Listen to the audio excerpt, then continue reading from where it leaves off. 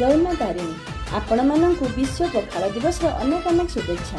आज आम ओडियांकर गोटे बहुत स्पेशल दिन। यही अवसर में मु पखाल भात सहित कौन कौन आइटम सब बनाऊँगी चलतु देखिए आज मो स्पेशल पखाल थाली।